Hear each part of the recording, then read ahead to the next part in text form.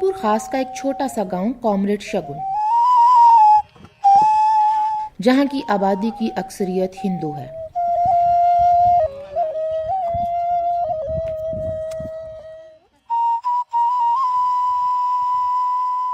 छोटे किसानों पर मुश्तमिल ये कम्युनिटी हालिया सैलाब से मुतासिर तो हुई, लेकिन उन्हें बाकी मांदा किसानों की तरह तबाहकुन माशी सूरत-ए-हाल का सामना नहीं करना पड़ा। इसकी वजह कॉमरेड शगुन के छोटे किसानों की प्लानिंग थी।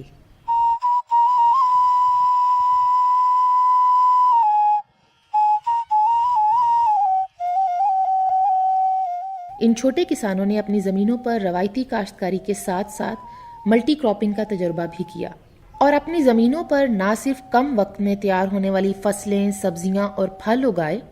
बल्कि उनके कुछ हिस्से में नर्सरियां भी बनाई और वहां पैदा होने वाले बीज और पौधों को फरोख्त भी किया।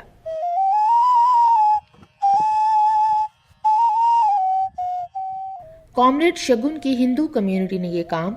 सिंध हुकूमत के एक initiative people's poverty reduction programme के तहत किया, जिसका मकसद छोटे किसानों को मौसमियाती तब्दीलियों से पैदा होने वाली सूरत-ए-हाल से निमटने के लिए तैयार करना था। मुख्तलिफ़ कम्युनिटीज़ जेके ॿनियनि सां फसलुनि सां वाबस्ता आहिनि, उन्हनि खे ट्रेनिंग ॾियणु मुख्तलिफ़ प्रोग्राम तरतीब ॾिनासीं ऐं अञा बि अॻिते गवर्नमेंट जो इहो प्रोग्राम आहे। जीअं असां मुख्तलिफ़ एन जी ओ सां गॾिजी इहे प्रोग्राम करियूं ऐं उन्हनि कम्युनिटीज़ खे, उन्हनि माण्हुनि खे वधि में वधि कोशिशि करियूं जो नुक़सानु घटि थिए, उहे फसल पोखीनि।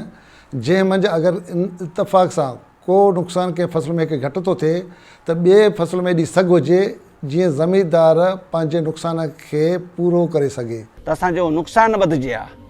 खणी वधीक उपत न अचे हा, पर घणो नुक़सानु न हुजे हा न।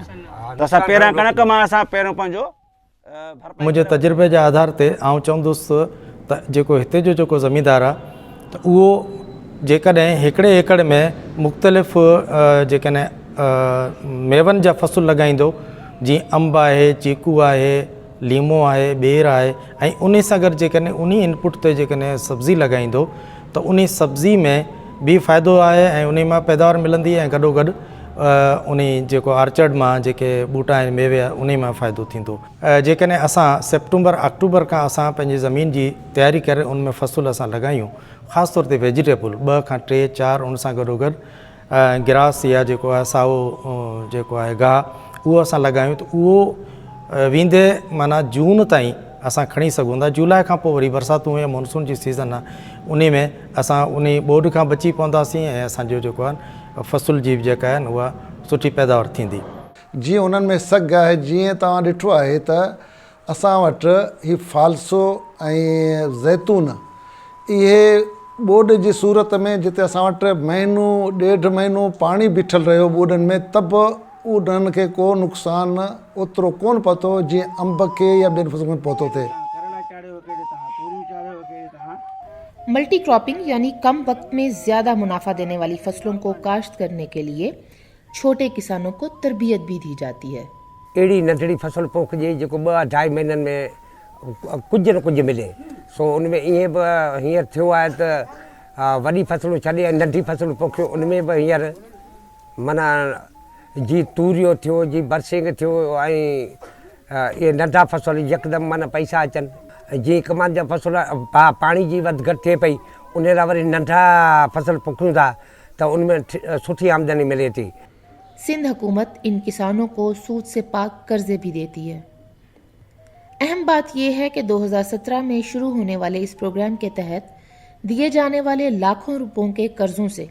छोटे किसानों ने मुनाफा भी कमाया है और कर्ज की रकम का 70% हुकूमत को लौटा भी दिया है।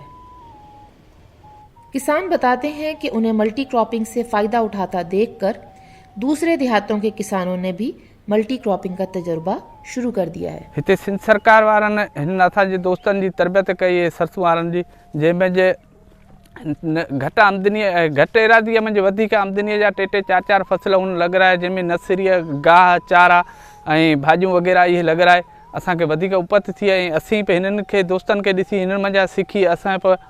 उन्हनि जे थ्रू कमु करियूं पिया ऐं असीं बि उन जे हिसाब सां वधीक बचति करूं पिया ऐं हाणे असीं अॻिते वधी पूरी शाख जे हारनि खे नंढड़नि ज़मीदारनि खे इहा ई तरबियत ॾियूं पिया त पाण घटि इरादीअ में वधीक फसल खणूं, जीअं वधीक 12 महीना 14 महीननि वारा फसल जेके आहिनि उन्हनि ते मौसमी तब्दीलियुनि जा चकर थीनि था, पाणीअ जा चकर थियनि था या ॿोॾियूं सैलाब अचनि था, त उनजे करे असांखे नुक़सानु थिए थो, उन मां असांखे एतिरी आमदनी कोन थी बचति थिए। इन जे करे असीं हाणे नंढा नंढा चारा आहिनि, गाह आहिनि, भाॼियूं आहिनि, नसिरियूं आहिनि, इहे नंढड़ा नंढा थोरे टाइम वारा फसल पोखे असीं वधीक आमदनी खणूं था, त इन सां मुल्क बि ख़ुशि थींदो ऐं असीं बि ख़ुशि थींदासीं। मौसमियाती तब्दीलियां तो मुस्तकबिल करीब में रुकने वाली नहीं, ताहम इनके असरात से बचने के लिए मल्टी क्रॉपिंग एक जदीद, सस्ता और काबिल अमल तरीका है।